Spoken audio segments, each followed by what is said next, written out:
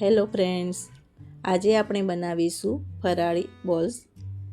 આ બોલ્સ ખાવામાં ખૂબ જ ટેસ્ટી બને છે, જે બહારથી ક્રિસ્પી અને અંદરથી એકદમ સોફ્ટ બનીને તૈયાર થશે।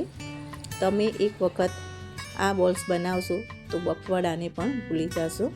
તેના માટે આપણે સૌથી પહેલાં એક વાટકી સાબુદાણાને ક્રશ કરી લઈશું અને આ સાબુદાણાનો આપણે પાવડર બનાવવાનો છે। અને આ પાવડર આપણે એકદમ ફાઇન તો નહીં જ પીસાય, થોડો કરકરો જ રહેશે।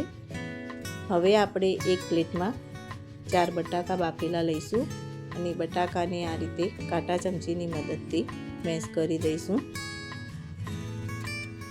બટાકા સરસ મેશ થઈ જાય પછી અંદર આપણે જે સાબુદાણાનો પાવડર કર્યો છે એ ઉમેરીશું અને ત્યાર પછી અંદર 2 ચમચી તલ, 1 ચમચી વરિયાળી, 1 ચમચી આદુ મરચાંની પેસ્ટ, 2 ચમચી જેટલો સિંગદાણાનો ભૂકો અને કોથમીરના પાન ઉમેરીશું।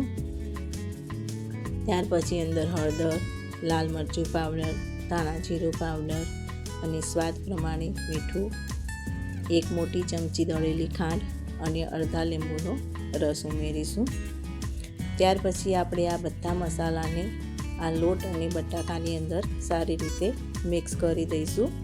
બધો મસાલો અંદર સરસ રીતે ભળી જાય એ રીતે આપણે સરસ રીતે આ ડોને મિક્સ કરવાનું છે। હવે આપણે આ જે તૈયાર થયેલું મિશ્રણ છે એના નાના નાના બોલ્સ કરીશું।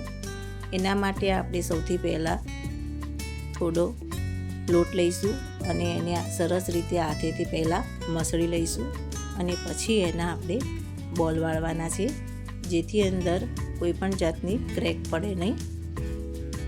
આ રીતે આપણે બધા બોલ્સ બનાવી દઈશું, પણ એક વાતનું ખાસ ધ્યાન રાખવું કે પહેલાં એને તમારે હાથેથી થોડી મસળી લેવાનું અને પછી એના બોલ્સ વાળવા। ત્યાર પછી આપણે તેલ ગરમ કર્યું છે અને આ તેલને આપણે મધ્યમ આંચ ઉપર જ ગરમ કરવાનું છે અને પછી આપણે આ બોલ્સને તળી લઈશું।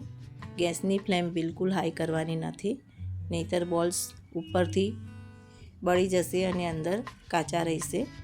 એટલે મધ્યમ ગેસ ઉપર જ આપણે આ બોલ્સને તળવાના છે અને આવો ગોલ્ડન કલર થાય ત્યાં સુધી આપણે આ બોલ્સને તળીશું, જેથી બહાર એકદમ ક્રિસ્પી અને અંદરથી સોફ્ટ બોલ્સ બનીને તૈયાર થશે।